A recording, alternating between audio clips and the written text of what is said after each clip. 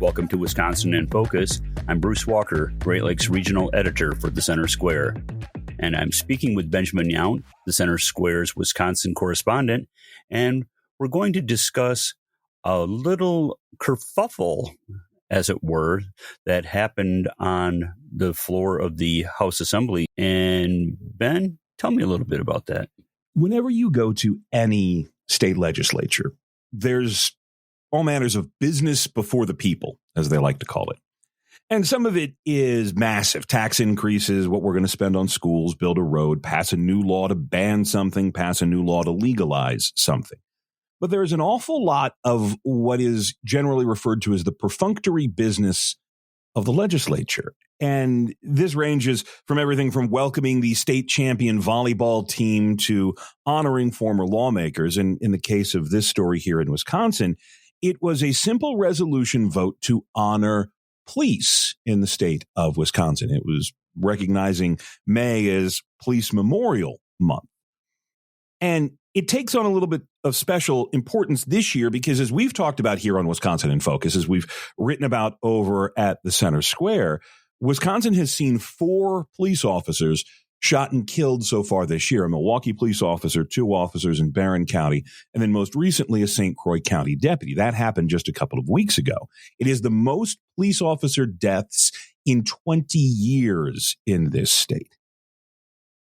A Democratic state representative from the liberal enclave in the Milwaukee suburbs, Whitefish Bay, by the name of Deb Andraca, used her time to speak to make things political.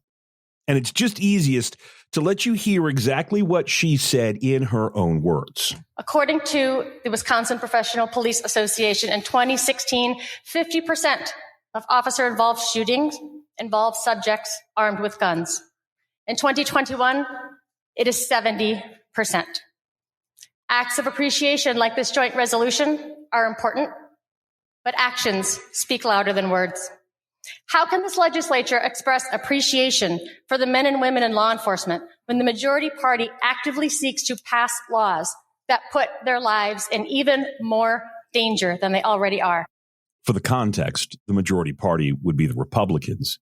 And that is just simply not done. It's not the way that it works. These resolutions are set aside. And this was, again, in the middle of thanking hometown heroes and remembering a lawmaker who passed. And the top Republican in the state assembly, Robin Vos, was very quick to remind his Democratic colleague that that is not the way it goes. You know, we have a long tradition that when people offer resolutions to pay respect to people who have passed away or to entities that deserve our respect, we do not make it a political platform. What just happened was breaking with long-standing tradition in the assembly, where instead of honoring the brave men and women who have given their lives, we turn it into a speech about some public policy agenda that drives a wedge right between the very people who are trying to unite us. You know, it has been tragic over the course of the past 3 or 4 years because you know what the biggest threat to the police officers are? Defunding the police and activism on the left. That is the single biggest problem. Again, I've watched the legislature in Wisconsin for the better part of 6 years. Neither of those things happen. No one gets up and uses a resolution to try and grandstand, and no one gives a round of applause, which shows you just how unique this was and how, for people in the room, jaw-dropping it was. Yeah, but it's hardly surprising because that just happens to be a sign of the times. If this would have been during debate over a piece of legislation, absolutely 100% inbounds. If this would have been at a committee hearing when you had a witness and you were asking questions, try and flesh out a piece of legislation, or just asking questions to strut your stuff, that would have been completely in bounds. But this was during a resolution to show your support for police in the state of Wisconsin 4 of whom have been gunned down so far this year, and we're only in May. We haven't gotten to the violent summer months yet. And Andraca, by the way, was not the only Democrat to say this. There was a Democratic representative from the La Crosse area who stood up and said, yeah, come on, give us a hearing on our gun bills. And just, the reality, those pieces of gun legislation, those gun control measures are going nowhere.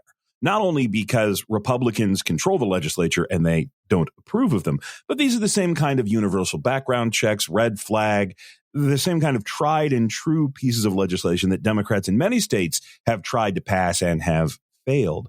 As a political point, standing up and shaking the fist and saying, why, oh, why, oh, why, that is par for the course. But to do it during a resolution where you're supposed to then have a moment of silence afterwards is probably not the time or the place. And I think that's what Robin Voss was trying to put words to. Don't get me wrong. I wasn't trying to rationalize it or justify it. I'm just making a general statement about our state of being in 2023, where everything from, are you going to have a peanut butter sandwich or a bologna sandwich becomes politicized. And that is the point. That is 100% the point, that politics have now taken over what used to be fairly innocuous and certainly good intentioned discussions. And this will not be the last time that there will be some over politicization. And this won't be the exclusively Democratic realm. I can guarantee you that there will be plenty of Republican grandstanding to come, particularly when you have Republicans in the Assembly and the Senate now on separate pages on pretty important pieces of legislation. So I expect more wagging of the finger and shaking of the fist ahead for us here on Wisconsin in Focus and over at the Center Square. Listeners can keep up with this story and more at thecentersquare.com. I'm Bruce Walker, Great Lakes Regional Editor for the Center Square. Please subscribe, and thank you for listening.